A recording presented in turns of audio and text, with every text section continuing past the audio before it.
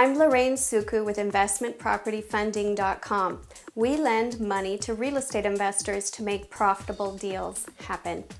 There is a learning curve in the real estate investing business, and mistakes can be costly. So I encourage new investors to learn from other people's mistakes whenever possible. In today's video, I discuss some of the more common mistakes I see made by new investors, and I hope that you can learn from them. Perhaps the most common mistake I see is offering too much money. If you offer too much money on a project, it's going to be difficult or even impossible to get a loan. Outbidding people to win a contract is not a win for your business if you can't get funding. Profit in real estate is always made during the buy transaction, so calculate your offer price carefully and stick to it. We're going to be talking about that more in a minute. Another mistake is claiming to be a cash buyer. If you are borrowing money from anyone, you are not a cash buyer. Make sure that your offer indicates that your ability to close on the property is subject to financing, and you need to have enough time allotted, like 30 days or 40 days. This is especially important if you're doing your first one or two projects. If you've done a few projects and you already have a relationship established with one or more lenders, then you can talk to them about how fast they can fund repeat projects for you. Because after you have a relationship established, you can be funded quickly, and that's why some gurus are teaching that hard money is the same as cash. It's not the same as cash, really, because it's a loan, but it can be as fast as cash if you have experience and a relationship established with a private lender or hard money lender. Some private lenders will provide a pre-approval letter. This is not a proof of funds. A proof of funds is a bank statement.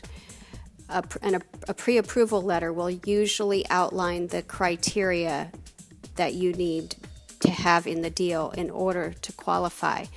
But some new investors don't understand the criteria well enough. They're so excited to get the pre-approval letter and go out and bidding on properties that they will then come back with a property that doesn't meet the criteria. And then that's a really unfortunate situation for the investor because they've got egg on their face. They can't follow through with the contract. Over improving the property or else under improving is also a mistake. It cuts into your profit and it increases the days on market. Anything that increases the amount of time it's going to take you to sell a property comes right out of your profit.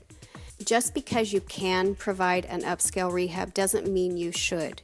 Some people, especially those in the construction field or those who have handyman skills, often think just because they know how to do something that they should do it on that property, but it may not be right for that neighborhood.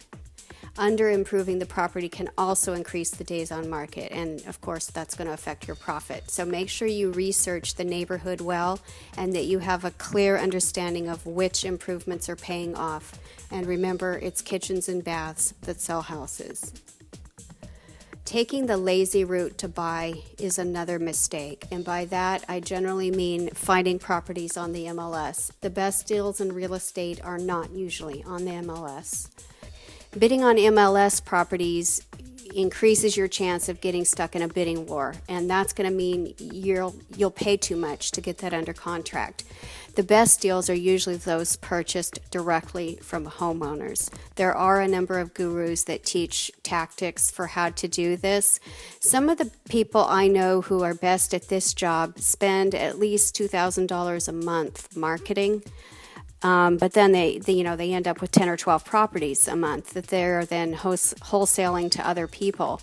If you don't have the cash to spend the money marketing to find deals from homeowners, then hook up with some wholesalers in your community. Most wholesalers are familiar with underwriting guidelines of private lenders, so there's a good chance that wholesalers in your market are pricing their homes so that you could get a loan from my company or another private lender. Not understanding soft costs is another mistake. These are the financing charges, the closing costs, and the holding costs. So holding costs are taxes, insurance, and utilities. Also, the costs associated with selling can be 15 to 19% of your ARV. Some people don't have enough built into their buy price to cover these costs. Not planning for a profit is another mistake. I would encourage you to decide on a minimum dollar amount or a percentage of the ARV. For example, 10% of ARV is what you would like for your profit, and build that into your offer price. And what you would do for that is take the ARV minus the rehab expenses, and that equals the as-is value. And then if you take the as-is value times 65%, that other 35% is what will cover your financing costs, your closing costs, and your holding costs, and your sales costs. There may be 5 to 10% left over for your profit, but it's not guaranteed.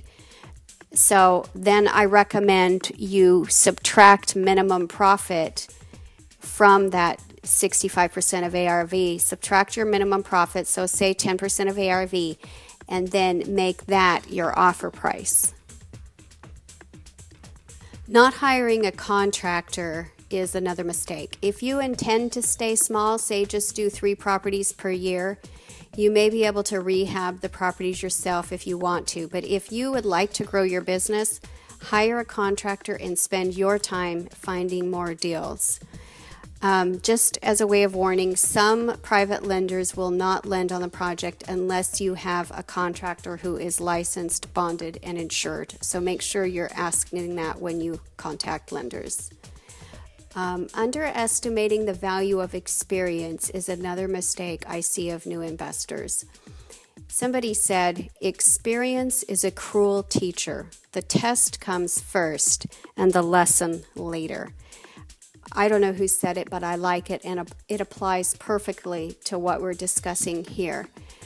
Every now and then I will get somebody call me who has never flipped a property before, but they've taken a course and they've learned all kinds of cool stuff. And so they think they know more than experienced people. And I really do recommend taking a course from somebody who has flipped a few hundred properties and has a really good system down and has learned some of the painful lessons and built things into their system to prevent those occurrences. You will learn a lot. Taking a course is all about learning from other people's mistakes and learning from other people's successes. So if you want to be a serious flipper, I do recommend taking a course from somebody who's done a few hundred of them. But know that that doesn't make you an expert. Mistakes can be very expensive in this business. Here's some advice. If an experienced investor is offering to mentor you, accept the offer, even if you won't make very much money. In fact, for your first deal or two, money should really be down on the list of objectives. Profit, I mean, because you have a lot to learn if you've never flipped a property before. And if somebody is offering to mentor you, accept it. I had a guy call me once from the DC area, I believe, and he was brand new, wanting to get into flipping properties. I believe he had held a few rentals before, but never rehabbed and sold. And there was a lady in his community who had done dozens or hundreds of these, and she had offered to take him on, teach him the business, and they would split the profit. And he just wasn't sure he wanted to do the work for only 50% of the profit. I said, "Are you kidding me? Hang up the phone now, call her back, and tell her you will gladly accept her offer and you can't wait to get started." If somebody is willing to kind of take you under their wing and teach you the business, accept the offer no matter what they charge, because that's how you can learn from somebody who has perfected the system. I hope that you will learn from some of these mistakes and not make them. My name is Lorraine Suku. I'm with investmentpropertyfunding.com. I look forward to funding a project of yours soon.